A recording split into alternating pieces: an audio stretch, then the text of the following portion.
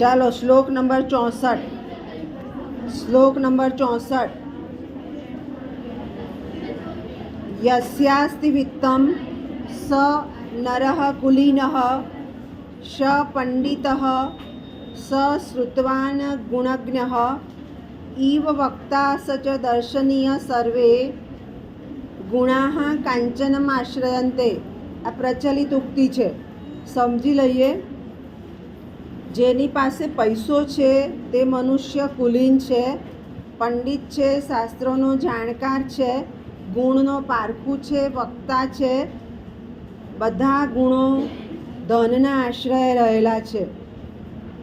લખતા હોય તો લખી લો. છંદ છે ઉપજાતિ છંદ અને અલંકાર છે કાવ્યલિંગ. છંદ છે ઉપજાતિ અને અલંકાર છે કાવ્યલિંગ. આમાં શ્લોક જે પૂછાશે ભાષાંતર, એમાં સમજૂતી પણ લખવી પડશે. તો અહીંયા આપણને શું સમજાવ્યું? એમ સમજાવ્યું કે સમાજમાં કેટલાક વધારે ધનાઢ્ય હોય છે. વધારે સામાન્ય પૈસો તો બધા પાસે હોય, પણ કેટલાક પાસે વધારે હોય છે ધનાઢ્ય. તો ધનાઢ્ય વ્યક્તિ છે એ વ્યક્તિની સમાજને જરૂર છે. શેના માટે? સમાજ એના પૈસાનો ઉપયોગ કરી શકે માટે. એટલે પછી એને આપણે ગુજરાતી ભાષામાં કહીએ ને, ભા બનાવીએ, મોટો ભા બનાવવો પડે. તો એ સમાજમાં દાન આપે, સમાજમાં ઉપયોગી થાય અને એ રીતે સમાજનો ઉત્કર્ષ થઈ શકે. એટલે એમ કીધું છે કે સર્વે ગુણા કાંચનમાં આશ્રયંતે. બધા ગુણો ધનના આધારે રહેલા છે. એટલે એને સમાજના ઉત્કર્ષ માટે લેવાનું છે. ભલે એને આપણે વ્યક્તિ તરીકે નહીં, પણ સમાજના ઉત્કર્ષ તરીકે લઈ શકાય. આગળ જોઈએ 65મો. રત્નૈ મહાર્થૈ સ્તુતુનૈ દેવાહ ન ભીજીરે ભીમ વિષેણ ભીતિમ સુધામ વિના ન પયુ વિરામ ન નશ્ચિતાર્થ દિવમંતી ધીરા. દેવતાઓ અત્યંત કિંમતી રત્નોથી સંતોષ ન પામ્યા, ભયંકર ઝેરથી ભયભીત ન બન્યા, અમૃત વિના વિશ્રામ ન કર્યો. ધીરજવાળા પુરુષો નક્કી કરેલા કામમાંથી અટકતા નથી. આગળ લખી લો. છંદ ઉપજાતિ અને અલંકાર અર્થાંતરન્યાસ. છંદ છે ઉપજાતિ અને અલંકાર અર્થાંતરન્યાસ.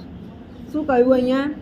તો સમુદ્ર મંથનની વાત કરી છે કે સમુદ્ર મંથન થયું ત્યારે દેવો અને દાનવો એ અમૃત મેળવવા માટે પ્રયત્ન કરી રહ્યા છે. બધું જ નીકળ્યું, 14 રત્ન નીકળ્યા, એ બધાએ લઈ લીધા એક એક. પછી ઝેર નીકળ્યું, નીલકંઠ મહાદેવે લીધું, છેલ્લે અમૃત લીધું, એ બધાએ લીધું. તો એમ કે પ્રયત્ન એવો કરવો જોઈએ કે જ્યારે અમૃત મળે છે ત્યાં સુધી આપણે પ્રયત્ન ચાલુ રાખવો જોઈએ. પ્રયત્ન સફળ થાય જ. અને ત્યારે બહુ મહત્ત્વની વસ્તુ કહી દીધી, ધીરજ.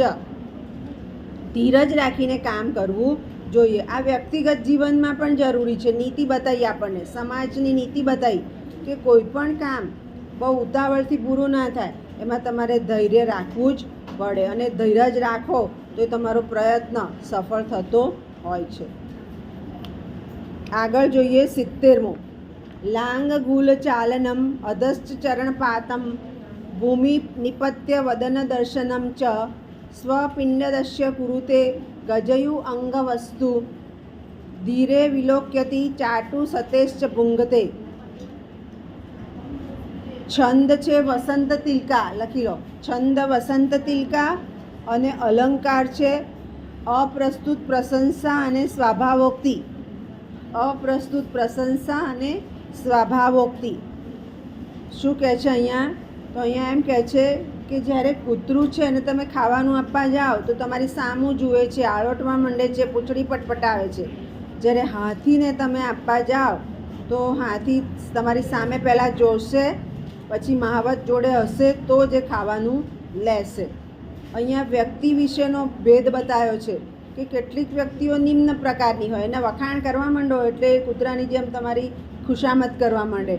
અને કેટલીક વ્યક્તિઓ હાથી જેવી હોય કે એને ખુશામતની જરૂર નથી. મહાવત છે, મહાવત ખવડાવશે તો જે ખાશે, અથવા તમારે કંઈક આપવું છે તો મહાવતને જોડે રાખવો પડશે અને લેશે. એટલે ખુશામતની જરૂર. નિમ્ન પ્રકારની વ્યક્તિઓને છે, ઉચ્ચ પ્રકારની વ્યક્તિઓને ખુશામતની જરૂર હોતી નથી. ત્યાર પછી આગળ જોઈએ 71મું. રાજન દુદુક્ષતિ યદિ ક્ષિતે ધેનુમતા તેનાદ વત્સમિવ લોકામ પુષાણ તસ્મિન ચ સમ્યગ નિશમ પરિપોષ્યમાણે નાના ફલે ફલતી કલ્પલતેવ ભૂમિ. આ શ્લોક આપણે સમજી ગયા. રાજા કેવો હોવો જોઈએ? તો રાજા હંમેશા પ્રજાનું પાલન કરે એવો હોવો જોઈએ. જેવી રીતે ગાય વાછરડાનું ધ્યાન રાખે છે એવી રીતે રાજાએ પ્રજાનું ધ્યાન રાખવું જોઈએ. છંદ લખી લો, વસંત તિલકા, અને અલંકાર છે રૂપક. રાજા પ્રજાનું ધ્યાન રાખે તો પ્રજા રાજા સાથે જ મોટે ભાગે હોય છે. એટલે રાજા કેવો હોય? તો શ્રેષ્ઠ રાજાના જે ગુણો છે તો પૃથ્વી કંઈ આપણી પાસે ચાર્જ માંગે છે સહન કરવાનો, એવી રીતે રાજાએ પણ પ્રજા પાસે એમ કે વેરા ઓછા લેવા જોઈએ અને એ પ્રજાને સાચવીને રાજાએ કામ કરવું જોઈએ. તો એનું રાજ્ય શાસન સારું ચાલે. ખ્યાલ આવી ગયો? અહીં મારા ખ્યાલથી યુનિટ 3 પૂરું થયું અને હવે યુનિટ 4માં જઈશું. યુનિટ 3 પૂરું થયું. યુનિટ 4માં જઈશું. શ્લોક નંબર 42, સોરી 72, શ્લોક નંબર 72.